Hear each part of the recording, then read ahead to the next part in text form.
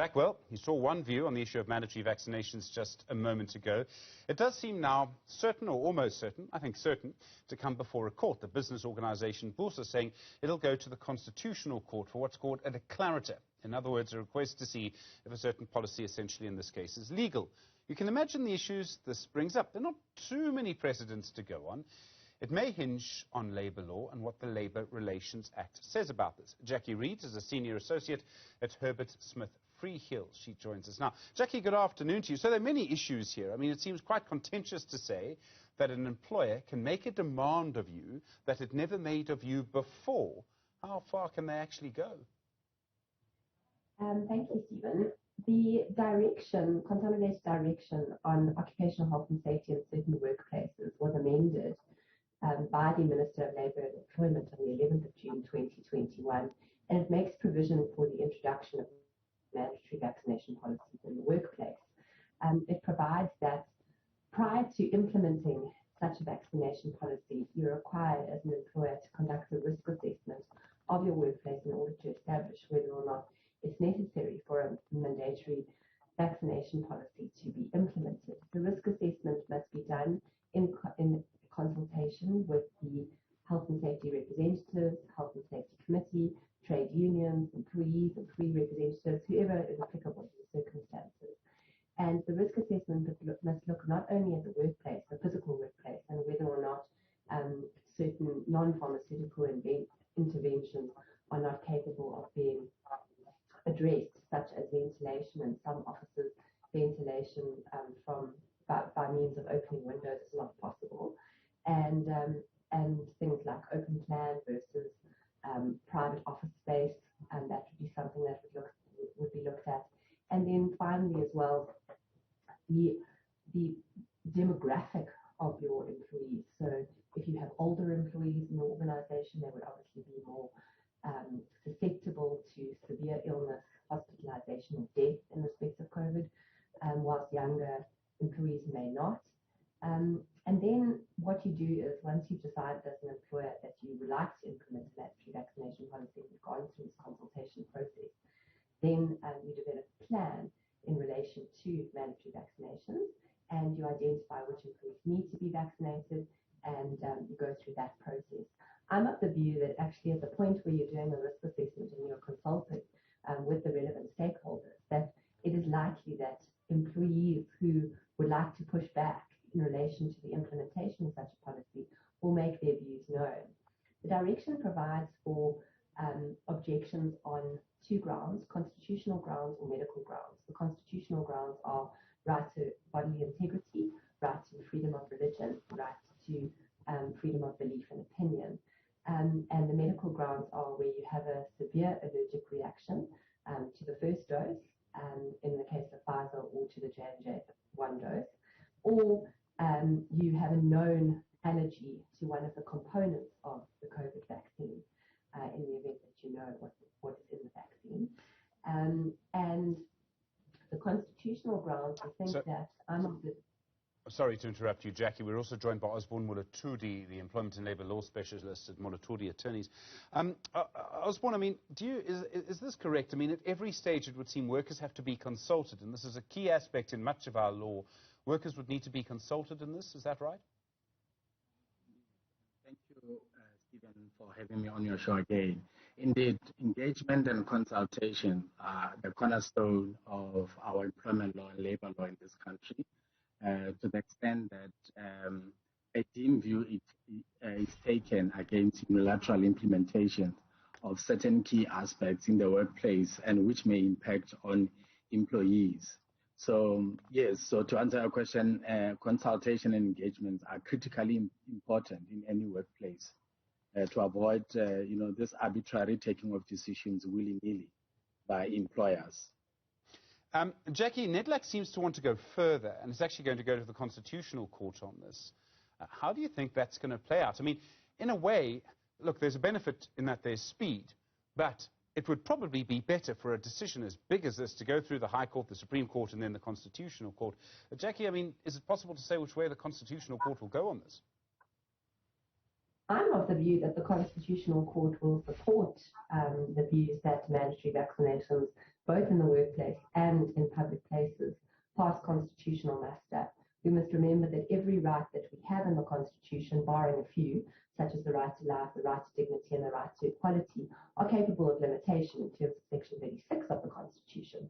So in this case, if you do an analysis of whether or not you're permitted to limit the rights in an open and democratic society, having regard to various factors such as the purpose of the limitation, the nature of the right, and so on, then you reach the conclusion, in my view, that it is not unconstitutional to require employees and or the public to have mandatory vaccinations imposed upon them. There's also views that insofar as mandatory vaccinations are concerned, they seem to work. Discovery implemented this policy, and they informed us at a webinar last week that initially their uptake was very low. They then started discussing the implementation and advising employees they were going to implement with effect from January of next year, and they're now up at 94% of employees. The same happened in France. They introduced the vaccine passport. Prior to doing so, they had 44% of people vaccinated. They now have 77% of people vaccinated. So it seems that mandatory vaccinations work, and as we can see from the statistics that are being provided to us every day by the Department of Health, that the number of hospitalizations has reduced significantly, the number of deaths has reduced significantly, even though we've still got quite a small percentage of our population that has been vaccinated. So we think that the science definitely backs vaccinations, as this results in the healthcare system not being so overwhelmed because we've got less hospitalizations and less people dying. Osborne, is there much precedent for this? I mean, in terms of constitutional court precedents that people talk about, which is not directly related to labor law, I think there are two cases that people talk about. The one is where there was a bullet that was a piece of evidence in a person, and the courts eventually ordered that that person could be operated on to remove the bullet because there's evidence in the crime. And the second is the tuberculosis case, where people with multiple drug-resistant or extremely drug-resistant tuberculosis, very difficult disease to cure, had escaped from a quarantine hospital, and whether they could be jailed again, and in the end the court said that they could. But Osborne, is there labor law precedent on this? Because I imagine this is really a labor law issue for the moment. It may not be in the greater scheme of things, but for now it is. No, for now it is. And you can even add, remember, the Constitutional Court also made a very significant pronouncement on the use of marijuana, especially for medical purposes. So this one specifically, it is a workplace-related issue, because the concern that is raised by the large portion of our nation is whether or not an employer can dismiss an employee for refusing to be vaccinated in terms of that employer as mandatory vaccination policy. And to provide clarity to your viewers is that a no by an employee to be vaccinated in terms of a mandatory vaccination policy cannot prevent an employer from considering to terminate that employee's employment, because an employer at the end of the day is entitled to terminate the employment of any employee, provided that it is either for misconduct or incapacity or for operational requirements. And at the same time, by the same token, Stephen, and for avoidance of doubt, an employee will be well within its rights to challenge that termination on the basis that that termination was not effected for a fair reason and not in accordance with a fair procedure. So your viewers will take home that whether you say yes or no, at the end of the day, nothing will stop an employer from dismissing affected employees who say no to vaccination, provided that that employer will be able to defend that decision. Just yesterday, I had a side chat with the group CEO and the president of MTN, and he was saying to me that there are a number of aspects that they've looked at, your redeployment, getting employees to work from home, from isolated home, getting employees to voluntarily go for vaccination, which will be taken care of by MTN, and all other aspects. So again, and I've said this before, Stephen, a decision to make a policy on vaccination compulsory is not one which will be taken lightly by any employer waking up one morning and say, this is what we're going to do.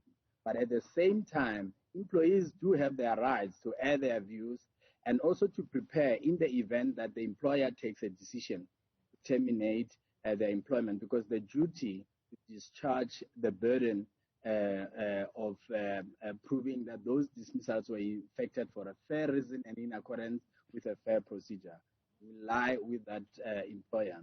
And in addition, what NEDLAC has decided to do yesterday is commendable, because we were hoping that at one stage, trade unions, and I hope they will take the initiative and together with employer organization, Stephen, so that this thing doesn't become a one-sided thing. There's so much confusion in the air.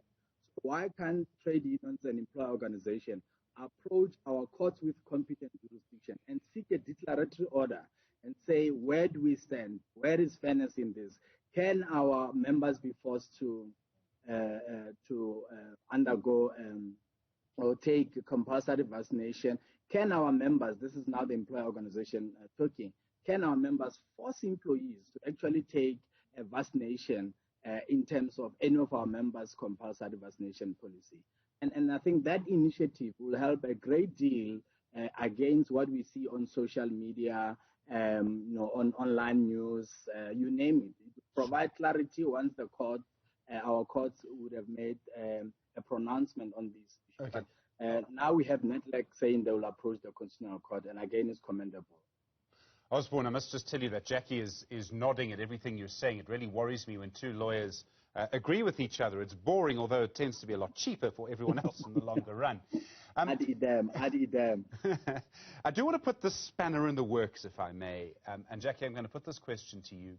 It would seem to me, and I think Professor Anthony Butler is the first person who I saw write this in Business Day some weeks ago, that if you decide that it must be mandatory to have a vaccination to enter a workplace, the people who are the least likely to be able to get a vaccination during this period are the people who are already locked out of the formal economy. These are people who sometimes don't have documents. These are people who are unable and have been unable to get a proper education. Very difficult for them to find any proper work, any formal work. This means that if they are unvaccinated, there's another reason, another obstacle to them ever getting formal employment. Is that something that the court should consider? There will be longer-term consequences to this, whether we like it or not, that we actually need to take into account in a decision like this. Yes, certainly, Stephen. I mean, we don't want to unfairly discriminate against applicants for employment in that context, certainly. And I think that's where certainly our social partners at NEDLAC, such as business and labour and government, need to take responsibility for ensuring that these people aren't excluded from the workplace insofar as vaccinations are concerned. My understanding is, from the reports that I have read, that in fact vaccination sites are readily available to all South Africans. And I understand that the EVDS system is slightly problematic for some people. But I attended a webinar last week which dealt with where there a number of people were on the webinar, the presenters, were people that are dealing with those on the ground effectively and dealing with communities and certainly those in more far-flung areas, and taking vaccination sites to them and trying to figure out ways in which we can ensure that these people aren't excluded from firstly vaccinations, and then if mandatory vaccinations are imposed in workplaces, then that they aren't excluded there. But my understanding also is not that the mandatory vaccinations would be limited only to workplaces. My understanding is that it would be extended also to public places, so that you would have to produce a vaccine certificate for the purposes of going to a cinema, a restaurant, a bar, a sports event, and so on. So I'm not certain that the workplace is the only place where this declaratory order is going to be sought. I think it's going to be sought in relation to public places as well, although, I mean, we obviously haven't seen the papers as yet. I attended a webinar last week in which this was discussed by BUSA, and they indicated that this is something that they were looking at together with senior counsel, and they were drafting the affidavits together with Dr. Glenda Gray, Prof. Karam, and a number of other scientists and legal minds. Well, there's going to be a lot of Latin and a lot of medical law to go through with all of this. Jacqui Reed, thank you very much indeed. A senior associate at Herber Smith Freehills, Osborne Molatudi. I appreciate the time. So, employment and labour law specialist at Molatudi Attorneys.